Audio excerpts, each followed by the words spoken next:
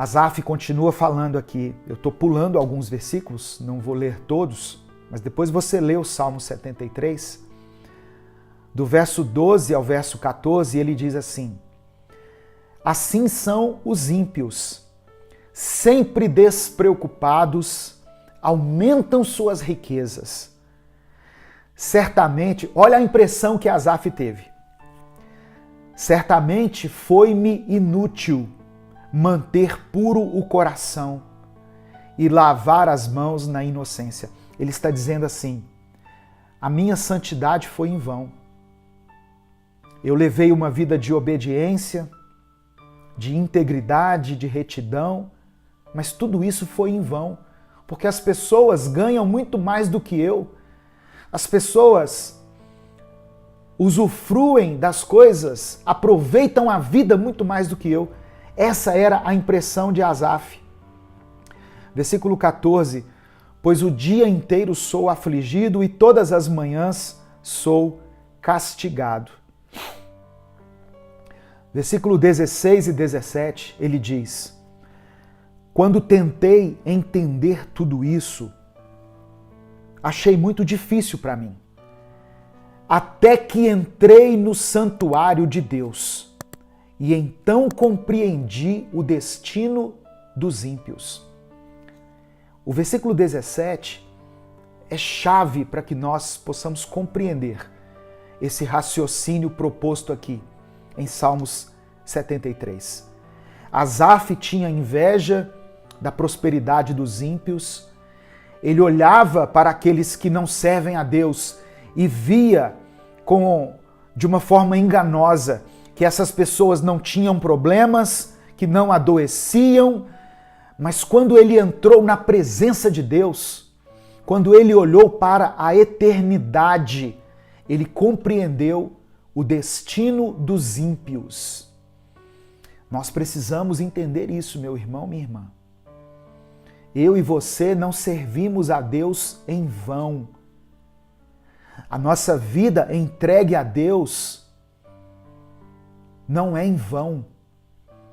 Porque o que está em jogo aqui é o destino.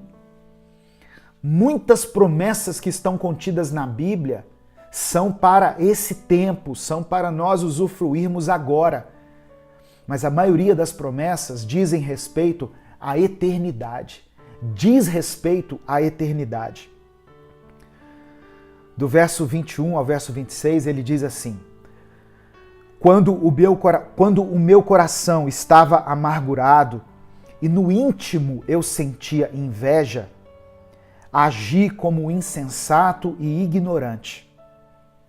Minha atitude para contigo, para com Deus, era a de um animal irracional. Contudo, sempre estou contigo. Tomas a minha mão direita e me sustens. Tu me diriges com o teu conselho e depois me receberás com honra. E aí ele, num choque de realidade, ele declara no verso 25: a quem tenho nos céus, senão a ti? E na terra nada mais desejo, além de estar junto a ti. O meu corpo e o meu coração poderão fraquejar, mas Deus é a força do meu coração e a minha herança para sempre.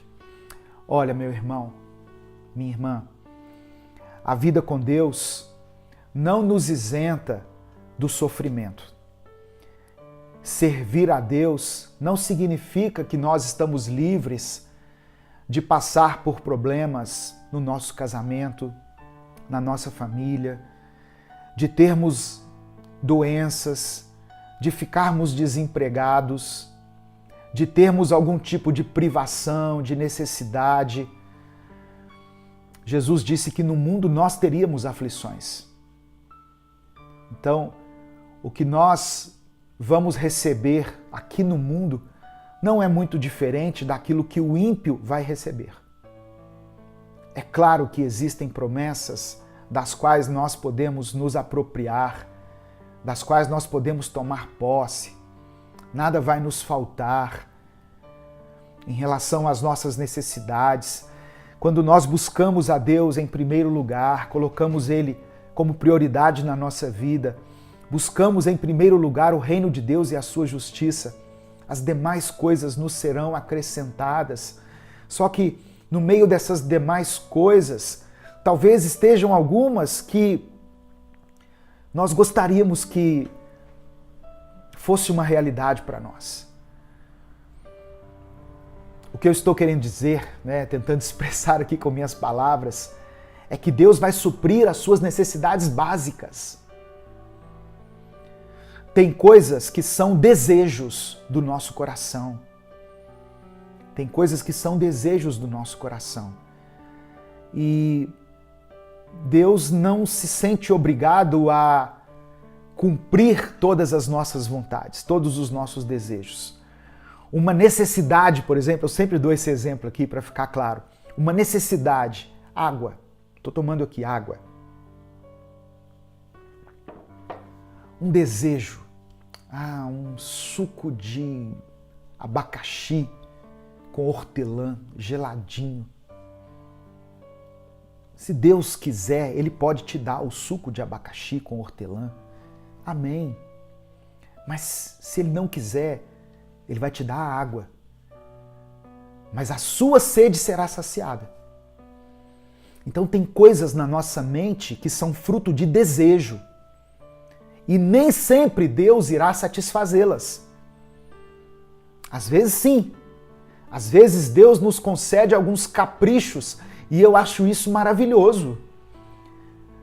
Mas a promessa que nós podemos tomar posse é de que as nossas necessidades serão supridas. Amém? Receba essa verdade aí no seu coração, receba essa revelação da palavra no seu coração. Uma vez, Jesus estava conversando com os seus discípulos e Pedro fez uma pergunta. Pedro sempre foi mais ousado, mais para frente. E Pedro fez uma pergunta a ele.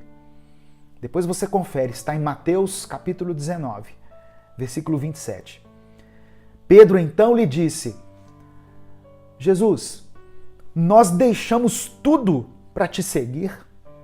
O que ganharemos com isso? Olha a pergunta de Pedro. Ô Jesus, nós abrimos mão de tanta coisa para seguir o Senhor? O que nós vamos ganhar com isso? É uma pergunta lógica, do ponto de vista humano, racional. E essa pergunta já passou pela mente de todos nós.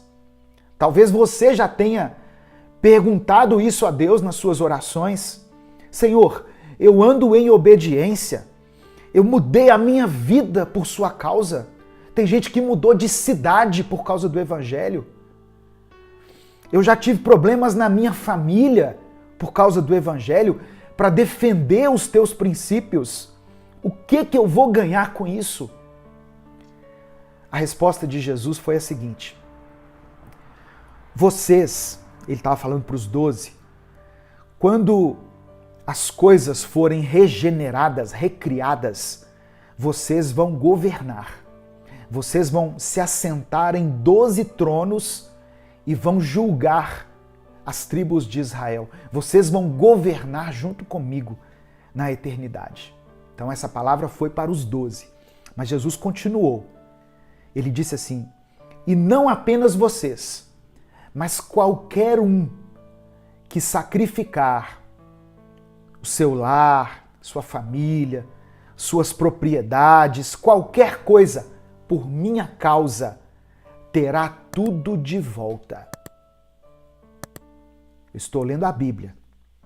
Qualquer um que sacrificar o seu lar, sua família, suas propriedades, qualquer coisa, por minha causa, terá tudo de volta, multiplicado 100 vezes, sem mencionar que essa pessoa ainda receberá o prêmio da vida eterna.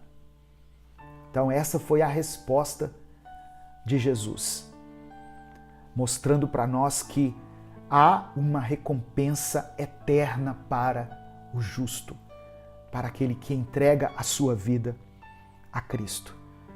segundo Jesus está nos ensinando, uma outra coisa que ele diz aqui é o seguinte: os primeiros serão os últimos e os últimos serão os primeiros. Significa que muitas pessoas serão surpreendidas por acharem que, por terem servido a Deus primeiro, por terem entregado a sua vida a Cristo ainda na juventude, terão algum privilégio no céu. Então as pessoas criam no seu coração um sentimento de superioridade por acharem que entregaram a vida a Jesus antes. Elas acham que serão os primeiros da fila ou serão os preferidos de Deus. Acham que estarão em lugares privilegiados, mas só que Jesus está falando que os últimos serão os primeiros e os primeiros serão os últimos. A lógica de Deus não é igual à nossa lógica. A recompensa de Deus Ele dá do jeito que Ele quer, a quem Ele quer. Talvez você possa ficar indignado, né? E aqui eu não estou nem falando de eternidade, mas estou falando aqui dessa vida mesmo. De pessoas que se converteram ao Evangelho bem depois de você e agora estão prosperando, estão com a família mais estruturada do que a sua. E aí você olha para Deus e fala: Senhor, isso não é justo. Eu entreguei ao Senhor a minha juventude. Essa pessoa se converteu depois dos 50, dos 60 anos e está colhendo muito mais do que eu aqui nessa vida. Os últimos serão os primeiros serão os últimos. Deus dá conforme Ele quer. E nós não temos que tentar compreender isso. Talvez quem está recebendo mais é porque necessite receber mais. Talvez aquele que pecou muito recebeu uma superabundante graça da parte de Deus. A palavra do Senhor diz que onde abundou o pecado, superabundou a graça. Talvez a gratidão daquele irmão, daquela irmã, seja proporcionalmente muito maior do que a minha, do que a sua. Então, não tente compreender e questionar Deus a respeito dessas coisas. Seja grato por aquilo que você tem recebido e por aquilo que tem sido reservado para você.